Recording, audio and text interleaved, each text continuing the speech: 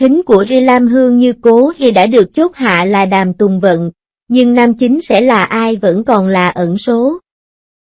Vai nữ chính của Orchid Dragon đã được xác nhận là Đàm Tùng Vận, trong khi vai nam chính vẫn chưa được quyết định. Kỹ năng diễn xuất của Đàm Tùng Vận được khen ngợi và kỳ vọng rất cao. Việc tuyển chọn nam chính đang bế tắc. Với Trương Tân Thành và một chàng trai trẻ sinh năm 1990 là ứng cử viên dự bị.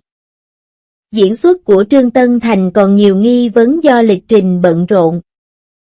Nhưng chàng trai trẻ sinh năm 1990 có thể mang đến bất ngờ, và ứng cử viên cuối cùng vẫn chưa được xác định.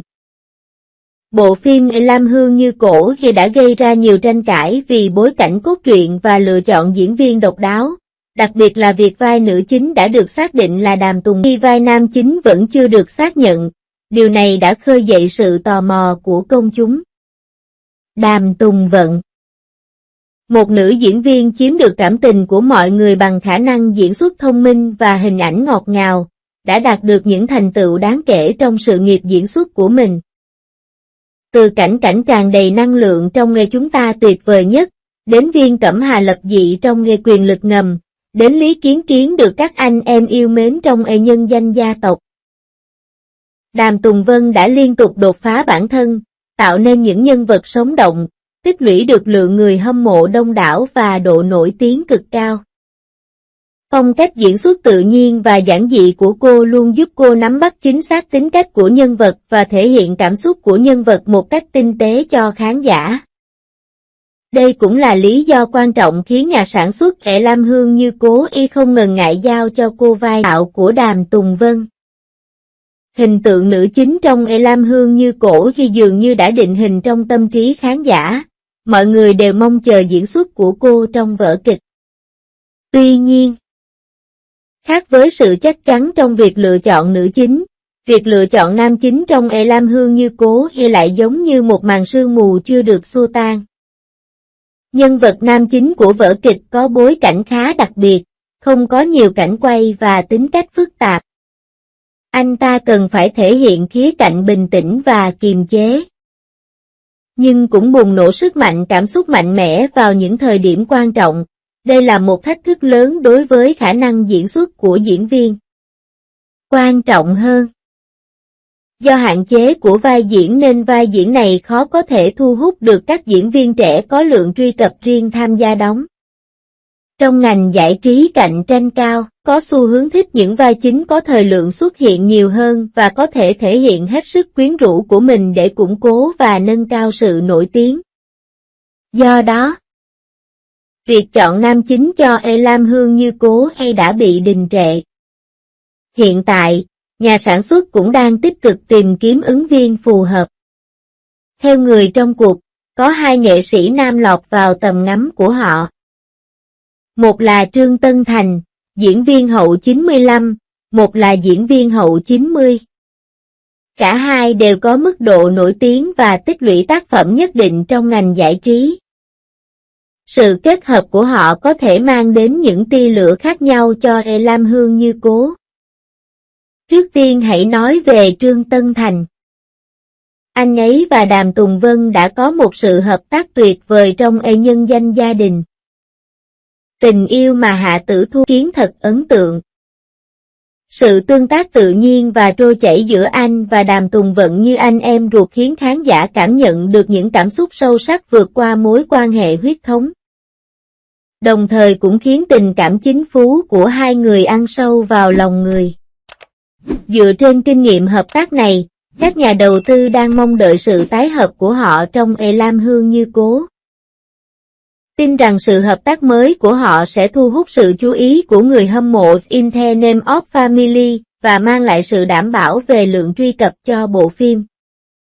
Hơn nữa, việc Trương Tân Thành liên tục trau dồi kỹ năng diễn xuất và thử sức với nhiều dạng vai khác nhau cũng khiến nhà sản xuất tin rằng anh có thể đảm nhiệm được vai nam chính phức tạp trong Lam Hương Như Cốc. Tuy nhiên, lịch trình làm việc hiện tại của Trương Tân Thành rất chặt chẽ.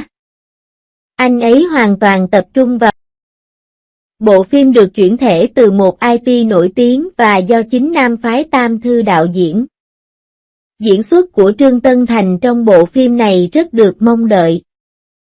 Đồng thời, anh cũng có kế hoạch trong tương lai sẽ mở một chuyến lưu diễn nhạc kịch.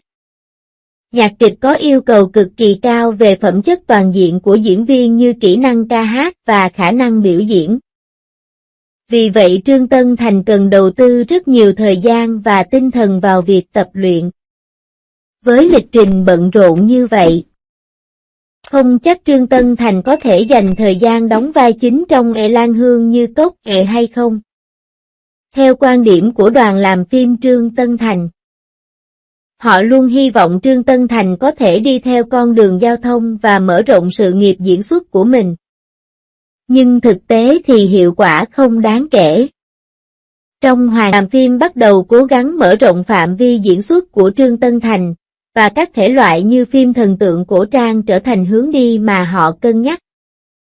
Những bộ phim như Lam Hương Như Cố có thể mang đến cho Trương Tân Thành những cơ hội mới, giúp anh thu hút nhiều khán giả hơn và tăng thêm sự nổi tiếng. Còn nam diễn viên trẻ sinh năm 1990 kia, tuy hiện tại ít có tin tức nhưng chắc hẳn phải có nét gì đó độc đáo mới lọt vào tầm ngắm của nhà sản xuất Lan Hương Như Cổ. Anh ấy có thể có kỹ năng diễn xuất xuất sắc và có thể diễn giải chính xác tính cách phức tạp của nhân vật nam chính. Hoặc có lẽ hình ảnh và tính khí của anh ấy rất phù hợp với vai diễn và có thể mang lại cho vai diễn một sức hấp dẫn độc đáo. Trong khi Trương Tân Thành gặp khó khăn trong việc sắp xếp lịch trình của mình, sự góp mặt của nam diễn viên hậu thập niên 90 Lan Hương Như Cổ. Cuối cùng ai sẽ là nam chính của Theochic Dragon? Có phải là Trương Tân Thành, người từng hợp tác với Đàm Tùng Vân, hay là nam diễn viên trẻ bí ẩn sinh vào thập niên 1990? 02. Tác phẩm mới Tôi và cuộc đời tôi của Đàm Tùng Vận, nữ chính có khởi đầu không may, liệu cô có lựa chọn đầu hàng? Hay nó đã vạch ra một con đường cho bạn và tất cả những gì bạn phải làm là thuận theo con đường đó? Tôi cá là nếu bạn đã xem Emily and Me, bạn sẽ suy nghĩ lại về câu hỏi này. Nữ chính Phương Nguyễn Chi trong vở kịch này không phải là cô gái được chọn từ trên trời rơi xuống, mà là một cô gái lao động có thể xuất hiện bên cạnh bạn và tôi bất cứ lúc nào. Cô ấy mang trên mình gánh nặng của số phận, nhưng để xé toạc một thế giới mới. Câu chuyện của cô ấy chắc chắn là sự phản ánh giấc mơ phản công trong lòng bạn và tôi. Bắt đầu từ đặc khu kinh tế Thâm Quyến vào những năm 1990. Câu chuyện của Phương Vạn Chí đã cho thấy một mô hình phản công độc đáo. Cô không phải là kiểu con gái tự thân lập nghiệp xuất thân từ gia đình quý tộc, mà là cô gái đỗ đạt trong kỳ thi đình ở vùng núi phía Tây Nam nhưng phải bỏ học vì gia đình thay đổi. Cô đến Thâm Quyến với một lá thư trúng tuyển từ trường đêm và một chiếc bánh kiều mạch mốc. Sẵn sàng bắt đầu kế hoạch bắt đầu lại cuộc sống của mình. Bạn có thể tưởng tượng được rằng khi cô ấy mới đến thành phố xa lạ này, cô ấy phải sống trong một ngôi nhà thuê, nơi có nhiều người chen chúc nhau, và trải qua những ngày tháng vật lộn để kiếm sống không? Hãy tưởng tượng một cảnh nhiều người ngủ trên giường cứng vào một đêm mưa. Cảnh này còn thực tế hơn cả tiệc trà chiều tại văn phòng CBR ngày nay. Đây là mặt tàn khốc nhất của cuộc sống. Không ai cho bạn cơ hội và bạn chỉ có thể tự mình chiến đấu vì nó. Nhưng Phương Nguyễn Chi không hề khuất phục trước cuộc sống, cô quyết định tự tay thay đổi vận mệnh của mình. Khi nói đến công việc trong thế giới kinh doanh, có ai chưa từng mơ mộng khi làm việc, nghĩ rằng một ngày nào đó họ có thể thay đổi tình thế và trở thành ông chủ của doanh nghiệp mình. Nhưng thực tế thì tàn khốc. Trên đường không chỉ có cạnh tranh mà còn có sự phản bội. Cuộc đấu tranh của Phương Vạn Trí đầy thăng trầm. Từ một cô gái lao động trở thành một phụ nữ mạnh mẽ trong ngành ngoại thương của riêng mình, mỗi bước đi đều vô cùng khó khăn. Trong quá trình này, cô không chỉ phải đối mặt với đủ loại cạm bẫy ở trong trung tâm mua sắm mà còn phải đối mặt với những người có động cơ thầm kín như Hoàng Diệu Đông và Nghiêm Tử Vi. Đối với người dân bình thường, những điều này có thể đã trở thành một cú sốc. Nhưng còn Phương Vạn Trí thì sao? Cô ấy không bao giờ coi những rắc rối này là nghiêm trọng. Cô ấy nói rằng đây chỉ là những khó khăn khi trưởng thành. Mỗi lần gặp khó khăn, Phương Nguyễn Chi đều có thể đứng dậy từ đống tro tàn như Phượng Hoàng tái sinh từ đống tro tàn. Chính tinh thần nghị dáng bất khả chiến bại của cô đã chạm đến trái tim mọi người. Điều đặc biệt nhất của bộ phim này là nữ chính Phương Nguyễn Chi rất khác biệt so với những nữ chính gây gian dối thường. Cô ấy không có bàn tay vàng và không dựa vào bất kỳ sự giúp đỡ bên ngoài nào. Cô ấy hoàn toàn dựa vào sự kiên trì và làm việc chăm chỉ của chính mình. Bạn có biết không? Cô bé không chỉ dành thời gian buổi tối để đi học thêm và học tiếng Anh mà còn tiếp tục học nhiều thứ khác nhau để nâng cao kỹ năng của mình. Bà luôn có khả năng nắm bắt nhạy bén những cơ hội mà cải cách và mở cửa mang lại, đồng thời có được chỗ đứng vững chắc tại thành phố trẻ thâm quyến. Đây chính là cuộc đấu tranh thực sự. Nhiều người cảm thấy rằng hiện tại họ đang không may mắn và số phận luôn chống lại họ. Nhưng hãy nhìn Phương Nguyễn Chi, cô ấy không vì khó khăn mà từ bỏ, ngược lại. Cô ấy coi mọi thử thách là cơ hội để mình trưởng thành. Trong mắt cô, khó khăn chỉ là gia vị của cuộc sống. Đến thời điểm này của câu chuyện, bạn có thể nghĩ, liệu đây có phải là một bộ phim truyền hình điển hình khác về một công nhân phản công và trở thành CEO không? Có vẻ như sau nhiều nỗ lực, nhân vật chính cuối cùng đã trở thành ông chủ lớn trong tâm trí anh ta. Nhưng đừng lo. Biên kịch đã cho chúng ta một đòn đánh trả.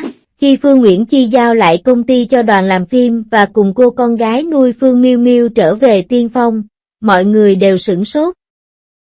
Sau 20 năm lao động vất vả, kết quả lại quay về làm nông sao? Bạn có tin được không? Đây lại thành công mà nhiều người theo đuổi. Nhưng trong mắt Phương Vạn Trí thì nó chẳng có sức hấp dẫn nào cả. Cô không quan tâm đến cách nhìn của thế giới bên ngoài, cũng không sợ Thượng Hải. Quảng Châu không có nước mắt. Thành công của bà không phải là sự xuất chúng hời hợt, mà là kết quả của lòng dũng cảm khi quay trở về với cội nguồn và định nghĩa lại thành công thực sự là gì. Đây là điều cảm động nhất về Phương Vạn Trí. Bà trở về quê và trồng cây trà trắng, lựa chọn lối sống phù hợp hơn với bản thân mình thay vì thành công theo định nghĩa của thế giới bên ngoài. Đây là lời phản công hoàn hảo chống lại giả thuyết thành công, và là phản ứng sâu sắc nhất từ tâm hồn mỗi người. Khi nói đến bộ phim này, chúng ta không thể không nhắc đến tài năng diễn xuất của nữ chính Đàm Tùng Vận. Bạn có thể nhớ cô ấy với vai Gen Gen trong The Best of Us, một cô gái trẻ ngây thơ, trong sáng và đáng yêu. Hoặc Yang Jinxia trong Under. Nhưng trong cuộc đời và tôi, Đàm Tùng Vận đã thể hiện trọn vẹn một khía cạnh khác của mình, sự chuyển mình từ một cô gái trẻ thành một doanh nhân trưởng thành. Sự nhanh nhẹn và kiên trì của cô chính xác phản ánh tính cách của Phương Vạn Trí, và cô mang đến cho vai diễn chiều sâu và sức quyến rũ hơn. Cô diễn xuất tự nhiên đến mức khiến mọi người tin rằng từng bước trưởng thành của Phương Nguyễn Chi đều rất chân thực. Cô ấy không chỉ diễn xuất mà còn truyền tải đến khán giả một tinh thần.